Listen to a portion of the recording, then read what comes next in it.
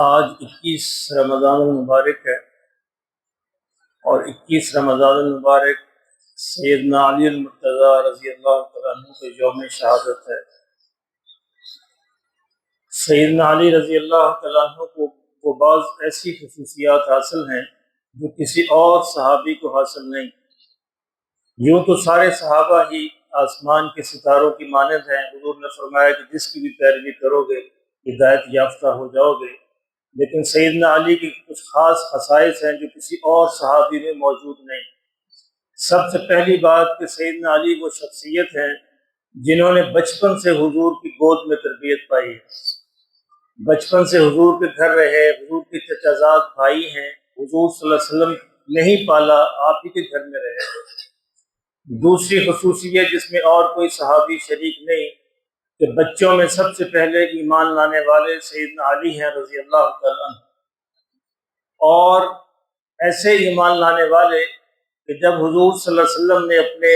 رشتہ داروں کو جمع کیا دعوت دینے کے لیے، ان کے کھانے کی دعوت کی اور اس کے بعد سب کو اسلام کی طرف بلایا، سارے کے سارے خاموش ہو گئے۔ ایک سیدنا علی تھے بچپن ہی کے اندر جو کھڑے ہوئے اور کہا کہ اللہ کے رسول، اگرچہ میری ٹانگیں پتلی ہیں، میری آنکھیں دکھتی ہیں، اس کے باوجود میں آپ کا ساتھ دوں گا۔ اور وہ دن اور شہادت کا دن تک حضور صلی اللہ علیہ وسلم کے قدموں پر قربان رہے۔ سیدنا علی وہ شخصیت ہیں جو ہجرت کی رات حضور کے بستر پر سوئے، جو اس دن بستر موت تھا، اور اس میں کوئی اور صحابی آپ کا شریک و سہیم نہیں، اور تنے تنہا روئے اور فرماتے ہیں کہ جیسی نیند مجھے اس رات آئی کبھی بھی نہیں آئی۔ اللہ اکبر۔ بستر رسول پہ سونا صلی اللہ علیہ وسلم، اس میں بھی سیدنا علی کے کوئی اور شریک نہیں۔ سیدنا علی رضی اللہ تعالیٰ عنہ وہ شخصیت ہے کہ جب مدینہ منورہ میں حضور صلی اللہ علیہ وسلم پہنچ گئے، مواخات کیا، ہر ایک کو ایک دوسرے کا بھائی بنایا، اور سیدنا علی بالکل رہ گئے، ان کو کسی کا بھائی نہیں بنایا۔ تو وہ حضور کی خدمت میں حاضر ہوئے کہ یا رسول اللہ صلی اللہ علیہ وسلم، آپ نے مجھے کسی کا بھائی بنایا ہی نہیں۔ تو حضور نے فرمایا سیدنا علی کو، کیا تم اس بات پہ راضی نہیں کہ تم میرا بھائی بنے؟ اور کہا کہ دیکھو علی، تم میرے لیے ہارون کی مانند ہو، جس طرح موسیٰ کے لیے ہارون تھے اس طرح میرے لیے تم ہو، صرف ایک فرق کے ساتھ کہ میرے بعد کوئی نبی نہیں۔ یعنی ہارون تو اگرچہ نبی تھے لیکن میرے بعد کوئی نبی نہیں، تم نبی تو نہیں ہو لیکن تمہاری مثال ایسی ہے جیسے موسیٰ کے لیے ہارون تھے۔ سیدنا علی وہ واحد شخصیت ہیں جن کو حضور صلی اللہ علیہ وسلم اپنی سب سے پیاری بیٹی فاطمہ کے نکاح میں دیا، فاطمہ کو ان کے نکاح میں دیا۔ اور سیدنا علی وہ واحد شخصیت ہے جب سارے صحابہ اس بات کے منتظر تھے کہ خیبر میں جھنڈا ہمیں عطا کر دیا جائے، میرے آقا نے فرمایا کہ آج میں جھنڈا جس کو دوں گا اس کے ہاتھ پر اللہ فتح نصیب فرمائیں گے۔ اور صبح سارے کے سارے اس امید کے ساتھ حضور کی خدمت میں حاضر ہوئے کہ شاید ہمیں جھنڈا مل جائے، لیکن حضور نے وہ جھنڈا حیدر کرار کو عطا فرمایا رضی اللہ تعالیٰ عنہم اجمعین۔ میرے محترم دوستو، اور سیدنا علی وہ شخصیت ہیں جن کے بارے میں حضور نے آخری حج کے موقع پر واپسی پہ غدیر خم پہ عجیب خطبہ ارشاد فرمایا، اور فرمایا کہ من کنت مولا فعلی مولا، جس کا میں مولا ہوں اس کا علی بھی مولا ہے، یعنی جس کا میں دوست ہوں اس کو علی بھی دوست ہے۔ اسی حدیث میں آپ نے پھر آگے ایک اور جملہ بھی ارشاد فرمایا کہ اے اللہ، جس کو میں دوست رکھتا ہوں، جو علی کو دوست رکھتا ہے تو بھی اس کو دوست رکھ، اور جو علی سے دشمنی رکھتا ہے تو بھی اس کے ساتھ دشمنی رکھ۔ یہ وہ خصوصیات ہیں جن کے اندر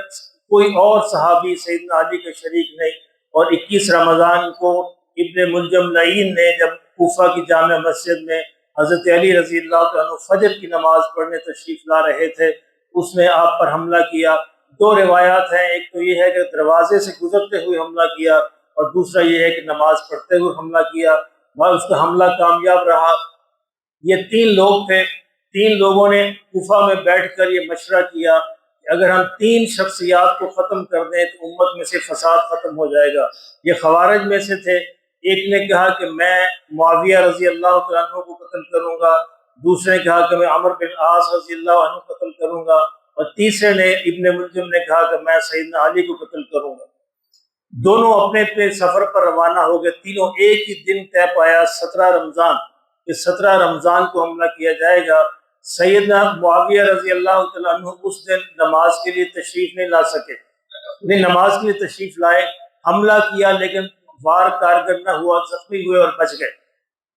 سیدنا عمر بن العاص اس دن نماز کے لیے تشریف نہیں لائے، بیمار تھے، گھر میں رہے، اور ان کی جگہ جو شخص آیا وہ مارا گیا،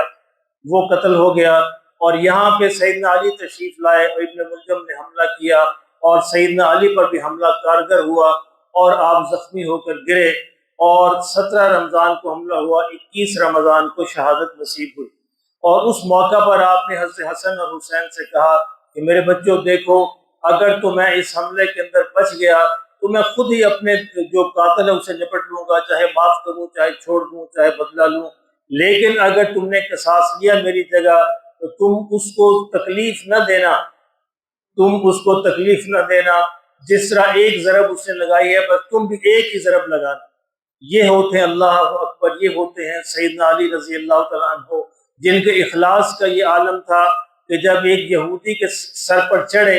تاکہ اس کو قتل کیا جائے، نیچے گرا لیا، یہودی نے آپ کے چہرہ مبارک پر تھوک دیا، اس کے سینے سے اتر گئے،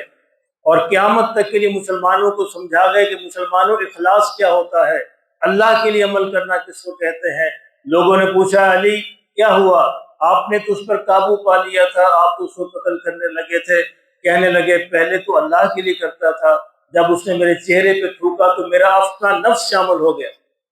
پھر میں اپنے لیے بدلہ لیتا، اور اپنے لیے تو میں نے کبھی کام کیا ہی نہیں، میں نے تو سارے کے سارے کام یا اللہ کے لیے کیے ہیں یا اللہ کے رسول کے لیے کیے ہیں۔ اللہ ان کی محبت نصیب فرماتا ہے۔ میرے محترم دوستو، سارے کے سارے صحابہ روشن ستارے ہیں، لیکن خاص طور پر ابو بکر، عمر اور عثمان و علی، یہ وہ صحابہ ہیں کہ جو خلفائے راشدین ہیں، جو حضور کے بڑے چہیتے ہیں، ان کی محبت سب سے بڑھ کر ہونی چاہیے، اور خاص طور پر سیدنا علی رضی اللہ تعالیٰ عنہ کی، جو حضور کے چچا زاد بھائی بھی ہیں، حضور کے داماد بھی ہیں، حضور کے صحابی بھی ہیں، حضور کے بھائی بھی ہیں، حضور کے ساتھی بھی ہیں۔ اللہ جنت میں ان کا ساتھ نصیب فرمائے۔